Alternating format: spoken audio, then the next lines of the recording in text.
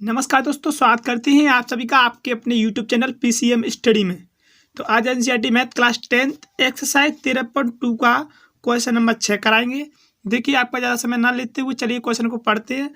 तो देखिए क्वेश्चन 6 में क्या कह रहा है कि ऊंचाई 220 सेंटीमीटर और आधार व्यास 24 सेंटीमीटर वाले एक बेलन जिस पर ऊंचाई 7 सेंटीमीटर और त्रिज्या 8 सेंटीमीटर वाला एक अन्य बेलन आरोपित है से लोहे का एक स्तंभ बना है। इस स्तंभ का द्रव्यमान ज्ञात कीजिए जबकि दिशा 1 सेंटीमीटर क्यूब लोहे का द्रव्यमान लगभग 8 किलोग्राम होता है।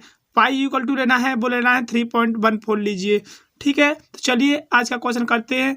तो क्वेश्चन में क्या दिखा है वही आपको चित्र बना के दिखाता हूँ। चित्र बिना आपकी समझ में नहीं आएगा। चलिए आपको चित्र बनाते हैं। इसकी हाइट 220 सेंटीमीटर है और इसका जो व्यास है वो आपका 24 सेंटीमीटर। ठीक है, और इसके ऊपर एक छोटा बेलन अध्यारोपित है, ये मैंने आपको दर्शा दिया है।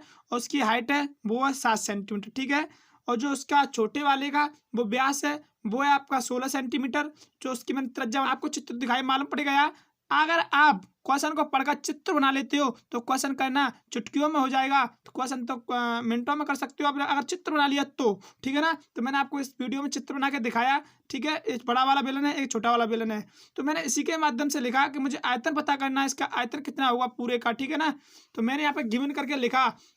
अगर आप भी बोर्ड परीक्षा में जाओ तो आपको गिवन जरूर लिखना, क्योंकि गिवन लिखने से जो कॉपी चेक करता है उसके मन में संतुष्टि आती है कि बच्चे ने कितना अच्छा क्वेश्चन किया है, गिवन लिख करके हल किया है। ठीक है ना, तो गिवन दिया था मुझे, वो दिया था 220 centimetre R equal to H equal to और आर त्रिज्या रखी है वो 12 सेंटीमीटर रखी है। और छोटे वाले का जो छोटे वाले के लिए दे रखा है ये वाला, इसके लिए एच रखी है वो रखी है 60 सेंटीमीटर और त्रिज्या रखी है 8 सेंटीमीटर। तो मैंने कहा कि मुझे क्या क्या दिखाई दे रहा है इसमें, सो मैं इसका आयतन निकाल सकूं। तो मैंने कहा बड़े वाले का आयतन निकाल लूंगा और छोटे वाले का आयतन निकालूंगा, दोनों को प्लस करके मैं इसका आयतन निकाल सकता हूँ। लेकिन आपको बता दो दोस्तों, कुछ यूट्यूबर्स क्या करते हैं, पहले इस बड़े वाले का आयतन निकालते हैं, फिर छोटे वाले का आयतन निकालते हैं, फिर दोनों को ऐड करते हैं। ऐसे कैलकुलेशन से क्वेश्चन बहुत बड़ा हो जाता है, बहुत लॉन्ग टाइप में हो जाता है। तो मैं आपको सबसे हटकर कराऊंगा। देखिए मैंने एक ही लाइन में लिखा बड़े वाले का आयतन प्लस छोटे वाले का आयतन। ठीक है ना, कितनी शॉर्ट ट्रिक लेकर आया हूं मैं आपके लिए। और बोर्ड एग्जाम में इसी के नंबर पूरे देगा और आप ना तो भूलोगे और क्वेश्चन को चुटकियों में हल कर दोगे। चलिए क्वेश्चन को हल करते हैं। मैंने आपको बताया कि एक ही लाइन में हल करेंगे क्वेश्चन। तो मैंने यहाँ लिखा बड़े बेलन का आयतन। जो बड़े बेलन का आयतन होता है वो क्या होता है, सूत्र लिख लीजिएगा।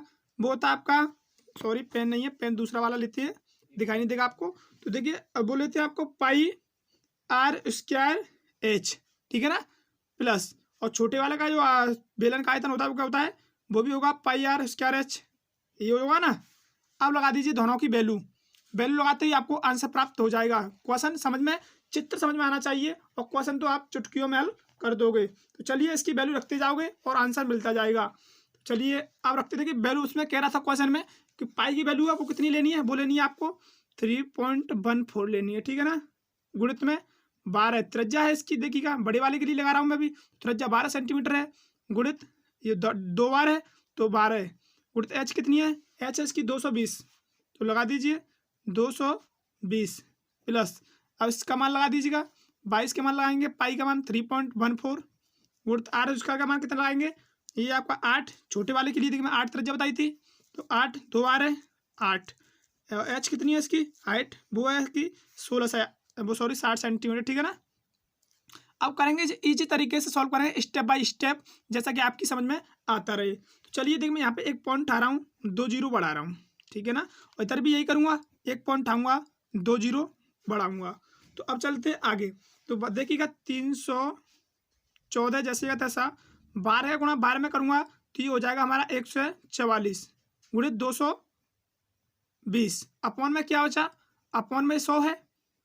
ठीक है ना, प्लस अब इधर भी मैं ऐसा ही करूँगा 314 8 गुणा 8 में करूँगा कितना हो जाएगा, 8 8 64 हो जाएगा और 60 ये जैसे का तैसा। ठीक है, अपॉन में 100। अब चलते आगे, स्टेप बाय स्टेप करा रहा हूँ। देखिए मैं आपको कहीं भी कोई प्रॉब्लम हो तो बताना मुझे। अब क्या करेंगे, 314 जैसे का तैसा रहेगा। अगर 144 से गुणा 220 में करूँगा तो ये हो जाएगा मेरा 3180। ठीक है, अपॉन में 100 ये जैसे का तैसा, प्लस 64 गुणा 60 में करूँगा तो ये 360 जैसे का तैसा, 64 गुणा 60 में करूँगा तो ये हो जाएगा मेरा 3800 40, ठीक है। अपॉन में क्या है, ये 100 है, तो 100 जैसे का तैसा। अब चलते आगे। अब 314 का गुणा 680 में करेंगे तो ये हो जाएगा हमारा कितना मालूम है, 9947520, ठीक है। अपॉन में 100 प्लस अब 314 का 3840 में करोगे तो ये हो जाएगा 1257.60, ठीक है। ये हो जाएगा आपका अपॉन में 100। अब आप सोच रहे होंगे कितनी जल्दी कैलकुलेशन कैसे कर ली। देखिए मैंने कैलकुलेशन यहाँ पे ऑलरेडी कर रखी है, ठीक है, इसलिए मैं कर रहा हूँ, लेकिन आप कैलकुलेशन करोगे बड़ी अच्छी तरीके से करना, ठीक है। क्वेश्चन आपका यही आएगा आंसर, ठीक है। अब चलते आगे। तो आगे करेंगे तो क्या हुआ देखिएगा।